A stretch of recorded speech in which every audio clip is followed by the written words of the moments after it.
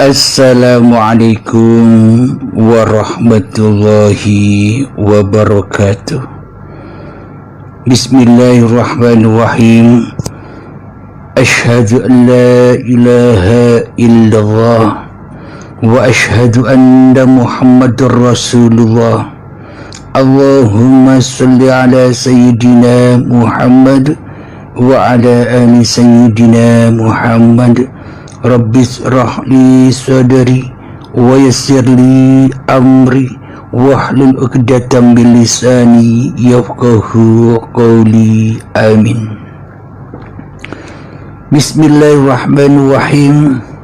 Salam hormatku, salam kangenku, salam kasih sayangku buat para sahabat-sahabatku tercinta dimanapun Anda berada, baik yang ada di dalam ataupun yang ada di luar negeri.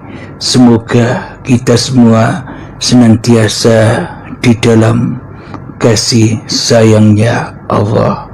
Amin ya rabbal alamin. Alhamdulillahi rabbil alamin. Sebelum kita awali kajian di malam yang indah ini, malam Jumat, marilah kita gemahkan bersama di dalam nyawa, di dalam jiwa, di dalam hati, di dalam roh, dan di dalam kehidupan ini dengan kalimat-kalimat thayyibah. Subhanallah walhamdulillah wa la ilaha illallah wallahu akbar wa la hawla wa la quwwata illa billahil aliyyil azim. Alhamdulillahi rabbil alamin. Di malam ini kajian kami beri judul Jangan Salah Dzikir. Jangan salah dzikir. Jangan salah dzikir. Alhamdulillahirabbil alamin. Selama ini kita sering menggemah-gemahkan di dalam dzikir setelah sholat 5 waktu, yakni dzikir yang paling utama, dzikir yang paling afdal yang selama ini kita lantunkan, yakni afdalul dzikri fa'lam annahu la ilaha illallah. Alhamdulillahi rabbil alamin. Coba kita raba, coba kita simak, coba kita perhatikan, coba kita saksikan di dalam hati kita masing-masing selama ini. Selama ini kita melakukan perintah-perintah agama lewat pintu-pintu syariat agama. Ada sholat, ada puasa, ada zakat, ada haji, ada zikiran, ada sholawatan, ada membaca Al-Quran, dan sebagainya. Di dalamnya kita saat sholat kita berzikir dengan bacaan-bacaan yang kita baca. Jadi selama ini kita masih memahami, masih mengakidai, masih percaya bahwa yang disebut apapun bacaan-bacaan di dalam kita berzikir, baik di dalam sholat, baik di dalam ibadah, baik di dalam apapun, seolah-olah kita hanya mempercayai bacaan-bacaan zikir saja. seperti misalkan subhanallah, walhamdulillah, wala ilaha illallah, wallahu akbar, dan sebagainya. Seolah-olah zikir itu hanya sebuah lantunan saja. Zikir itu hanyalah sebuah, apapun yang kita baca akan mengandung sebuah pahala. Itulah zikir-zikir yang kita pahami selama ini. Akan tetapi dari semua zikir-zikir yang kita lakukan sejak detik-detik akil balik hingga setua ini, terutama zikir di dalam solat-solat kita, zikir di dalam ba'da solat kita, zikir di dalam amal-amal ibadah kita, semuanya itu zikir-zikir yang palsu, zikir-zikir yang hancur, zikir-zikir yang fana, yang rusak, zikir-zikir yang kotor dan najis, sehingga mana mungkin diterima oleh Allah. Mana mungkin zikir-zikir kita yang kita kerjakan, yang kita amalkan, meskipun jutaan kali berzikir, semuanya itu zikir palsu. Apa sih zikir itu? Zikir itu adalah ingat. Ingat kepada siapa? Ingat kepada yang dizikiri. Siapa yang dizikiri atau yang diingati? Yang dizikiri atau yang diingati adalah Tuhan yang berhak disembah. Akan tetapi selama ini coba tengok di dalam hati kita. Sudah benarkah kita di dalam berzikir? Sudah benarkah di dalam kita mengingat Tuhan?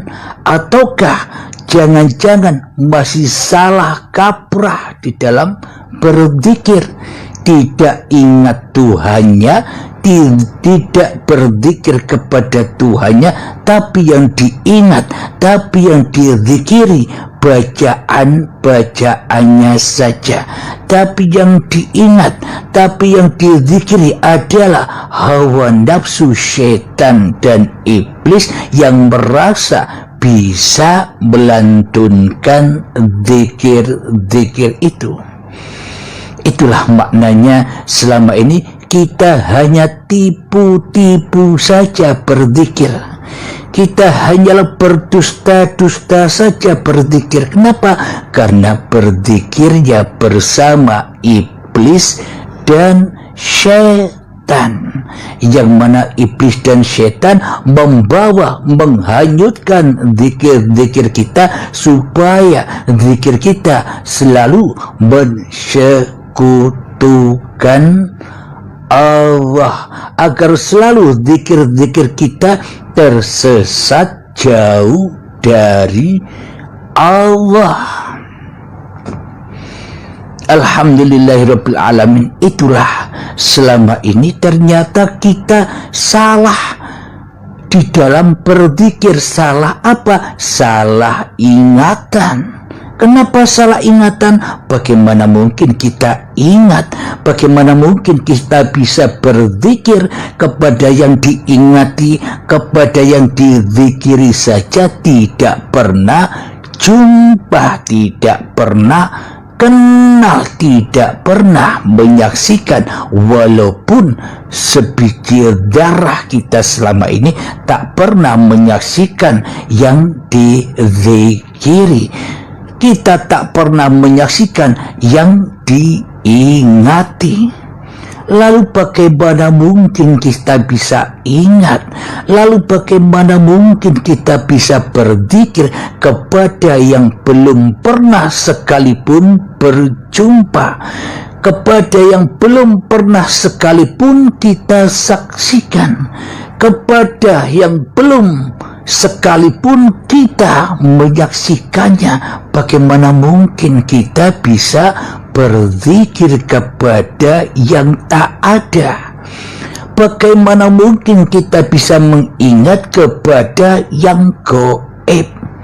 Secara logika, secara hati, secara akal kan muhal. Tidak mungkin kita bisa ingat kepada yang tak ada.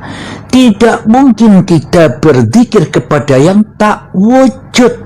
Tidak mungkin kita bisa menyaksikan kepada yang tak hidup, kecuali berzikir, kecuali mengingati, kecuali menyaksikan iblis dan setan di dalam hati kita selama ini. Inilah tanda-tanda bahwa kita, termasuk saya, selama ini salah di dalam berzikir.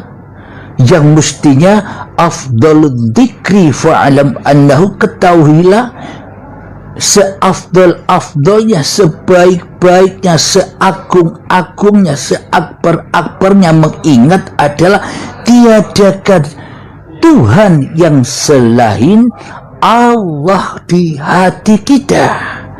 Akan tetapi nyatanya bagaimana? Tuhannya tak ada, malah diri kita yang ada. Tuhannya tak wujud, malah diri kita yang diwujudkan. Tuhannya tidak ditauhidkan di dalam dada kita, malah diri kita yang kita agung-agungkan, diri kita yang kita tauhidkan keberadaannya, keesaannya, keakbarannya, keagungannya diri kita sendiri di dalam hati kita selama ini. Apakah itu sudah benar zikirnya, ataukah malah tambah sesat zikir-zikir kita selama ini? Coba pakai logika dan akal sehat kita. Apapun yang kita kerjakan selama ini kan tidak ada Tuhan selain diri kita sendiri yang bisa apa-apa, yang bisa beraktivitas. Diri kita yang bisa sholat, diri kita yang bisa ibadah, diri kita yang bisa ngaji Al-Quran, diri kita yang bisa tahajud, diri kita yang bisa sholat duha, diri kita yang bisa menghafal Al-Quran, diri kita yang berselawat dan sebagainya. Selama ini kan la ilaha illa iblis dan setan yang ada di dalam diri kita, bukan?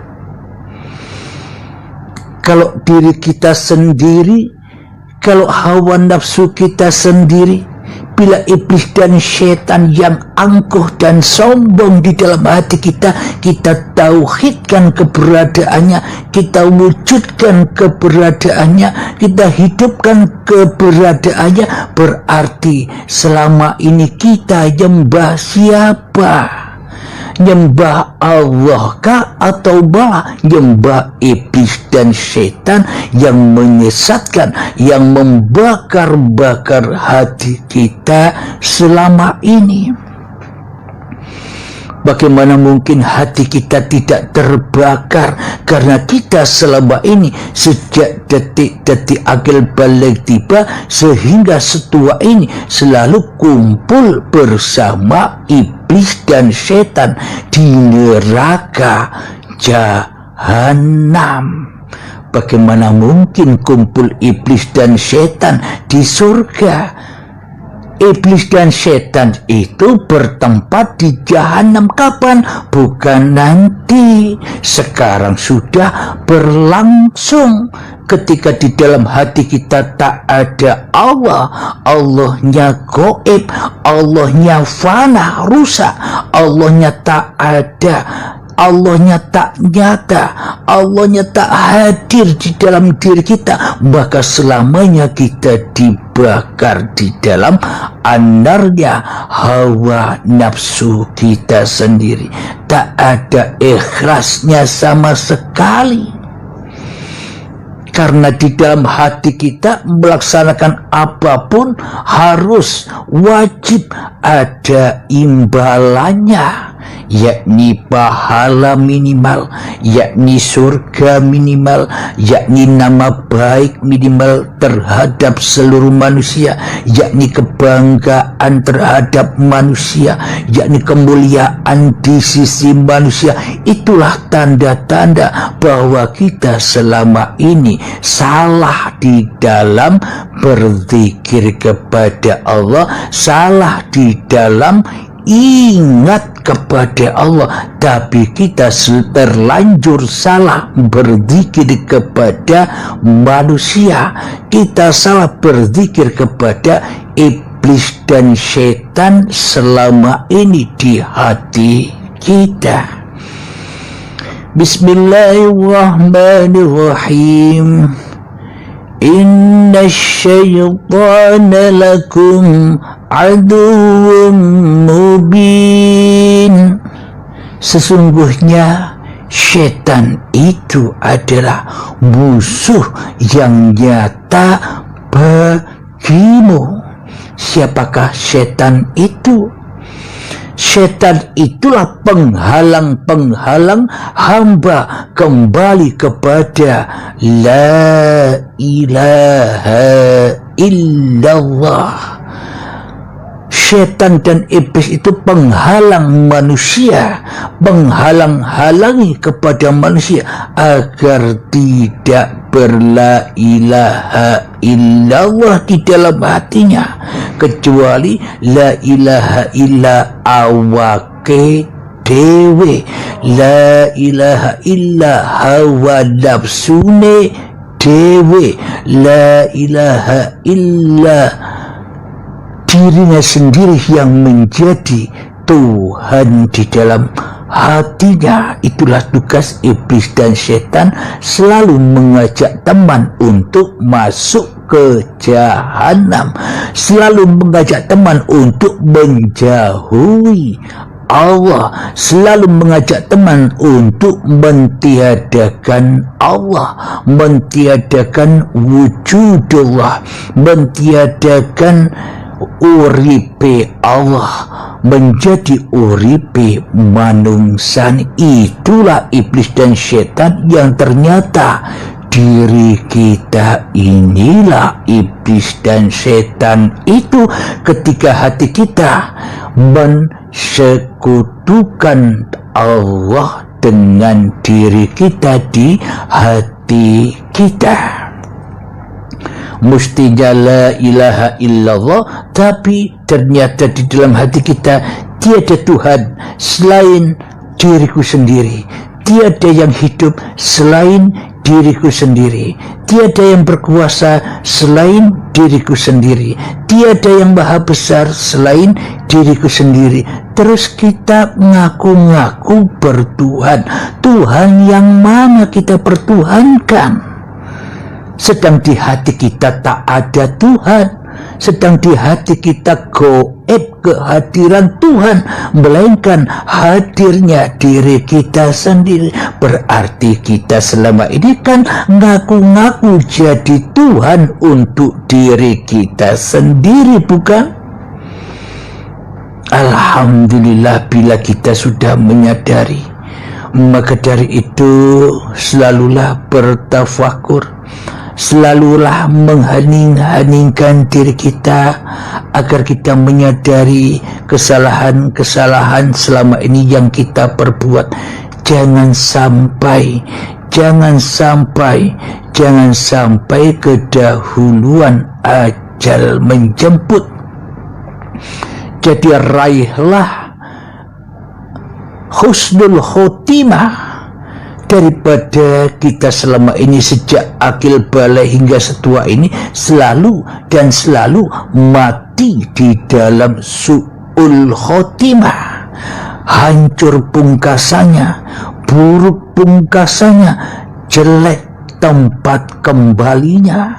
Jadi kita selama ini sudah su'ul khotimah, su'ul azab. Selalu apapun yang kita perbuat, ujung-ujungnya kembali ke li nafsi, selalu kembali tersesat kepada diri hawa nafsu kita sendiri yang mentuhani Tuhan dan yang mentuhani diri kita sendiri. Itulah kesalahan kita. Kenapa? Karena kita salah dalam berzikir, salah zikirnya. Alhamdulillahirabbil alamin. Hakikat zikir itu adalah ketika dirimu sudah tak nyata lagi di hatimu, ketika dirimu sudah tak wujud lagi di hatimu, ketika dirimu sudah tak hidup lagi di hatimu, ketika dirimu sudah tak kuasa lagi di hatimu, maka matilah. Itulah pintu baiat, itulah pintu kiamat. Setelah kiamat, maka makhluk hancur semua, segala sesebutan hancur semua. Yang katanya ada siksa kubur, azab kubur, hari kiamat, hari kebangkitan, hari hisab, hari perhitungan, hari Siratal mustaqim dan sebagainya, sudah hancur semua sesebutan itu. Zat, sifat, asma, af'al hancur semua. Seluruh apapun sesebutan ketika kiamat datang, ketika baiat tiba bagi saudara-saudara yang sudah berbaiat, hancur leburlah sesebutan itu.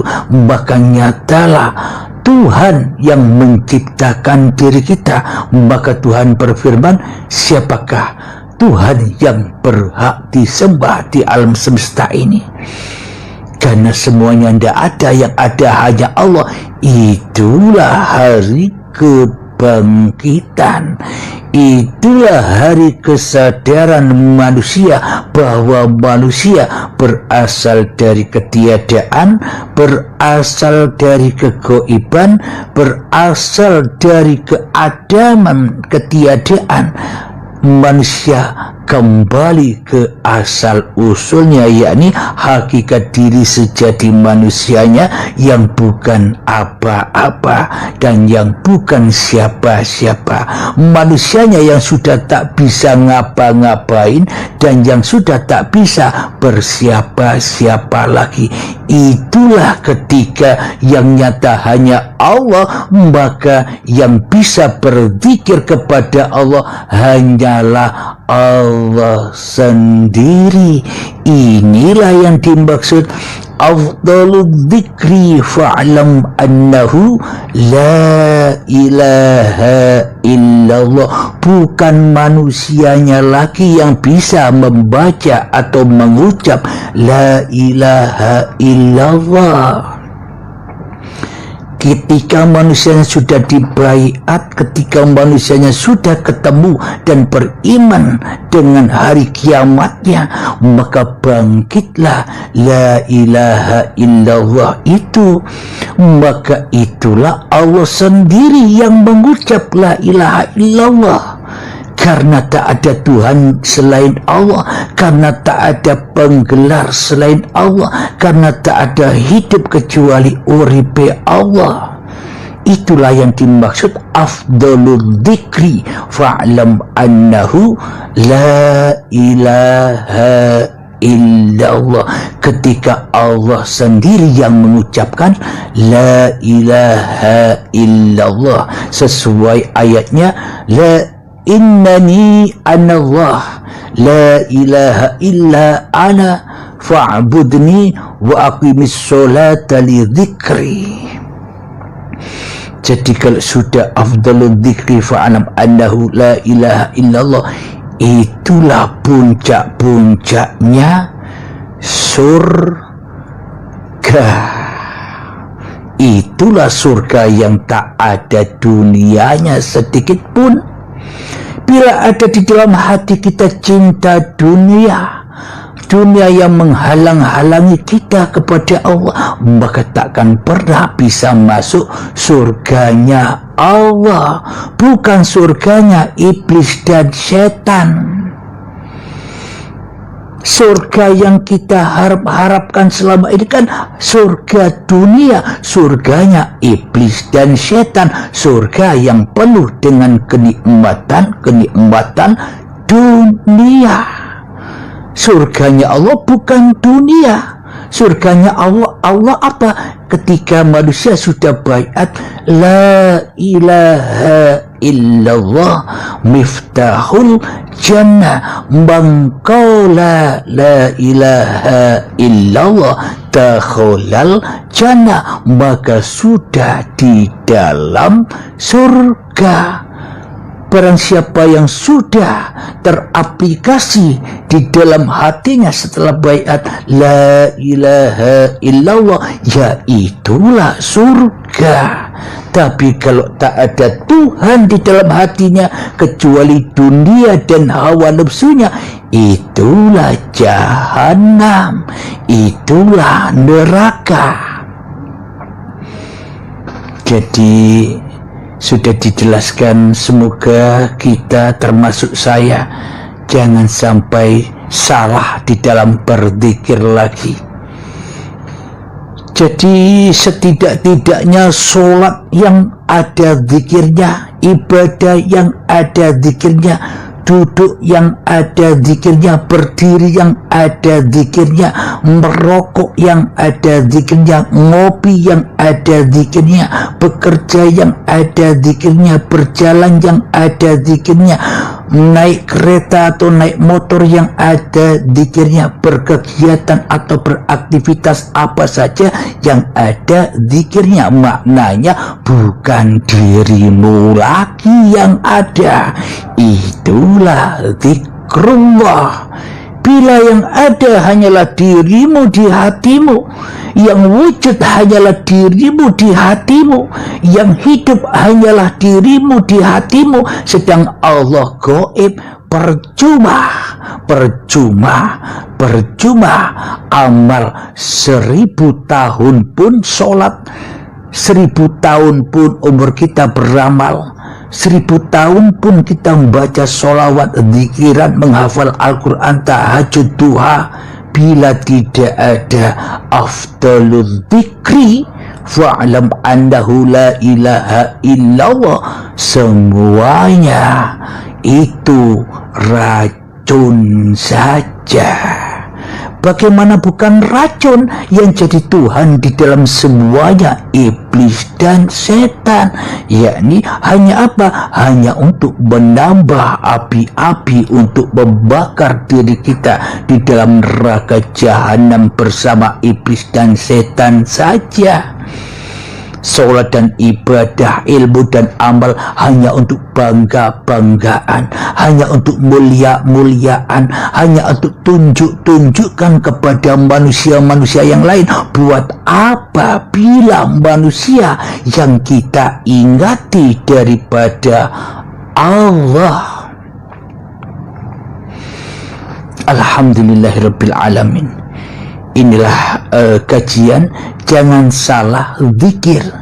Maknanya apapun yang kita zikirkan, maknanya apapun yang kita kerjakan, sholat, ibadah, duha, tahajud, sholawatan, Al-Quran, menghafal Al-Quran, pergi haji, umroh, apapun itu dan apapun keadaan dan kegiatan kita, jangan sampai kita yang ada.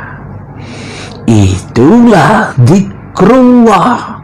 Bila kita yang ada, berarti kita kan ingat diri kita sendiri, berarti itu zikrus syaiton, zikirnya orang-orang kafir. Maknanya kafir itu bukan agama-agama yang lain loh ya.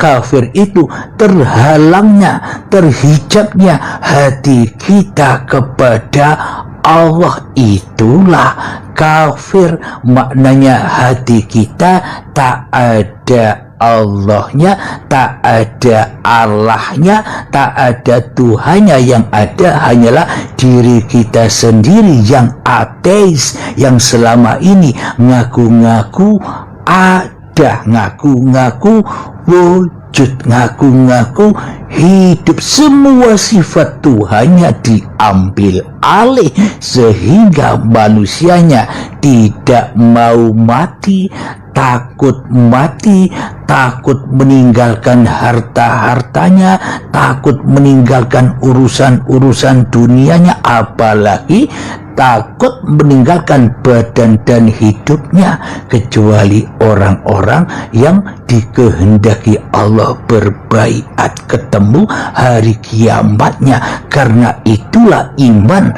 yang sebenar-benarnya, iman kepada hari akhir, hari kiamat. Berakhirnya dirimu, berakhirnya diri kita semua menjadi Tuhan ketika kita sudah menyadari bahwa kita selama ini salah di dalam akidah, salah di dalam beragama, salah di dalam bertuhan. Itulah hari perhitungan, itulah hari timbangan, itulah hari hisab. Kita sudah menyadari, kalau sudah sadar, maka kembalilah kepada Tuhanmu. Maka kiamat pun terjadi. Ketika sudah kiamat, maka muncullah hari kebangkitan. Maka yang bangkit, maka yang sadar, itulah jiwa yang fitrah. Asalnya fitrah, kembali fitrah. Hancur lebur segala dosa-dosa, hancur lebur segala urusan, hancur lebur segala cita-cita yang ada di dalam hati kita. Maka semuanya, api-api itu akan padam, berhala-berhala itu akan jatuh berserakan. Berhala-berhala yang kita berhalakan, yang kita ingati selalu, yang selain Allah di dalam hati kita, akan luluh lantak ditelan hari baiat atau hari kiamat itu. Alhamdulillahirabbil alamin. Semoga saya khususnya dan semoga kita semua senantiasa selalu di dalam petunjuk dan hidayah Allah. Amin, amin, ya rabbal alamin. Sebelum kita akhiri, marilah kita gemakan salawat dolim daf'ul bala. Allahumma salli ala Sayyidina Muhammad wa ashghili zalimin bi zalimin wa akhrijna min bainihim salimin wa ala alihi wa sahbihi ajma'in. Alhamdulillahirabbil alamin. Rabbana atina fid dunya hasanah wa fil akhirati hasanah wa qina adzabannar. Wa sallallahu ala sayyidina Muhammad wa ala alihi wa sahbihi wasallam. Walhamdulillahirabbil alamin. Akhir kalam. Assalamualaikum warahmatullahi wabarakatuh.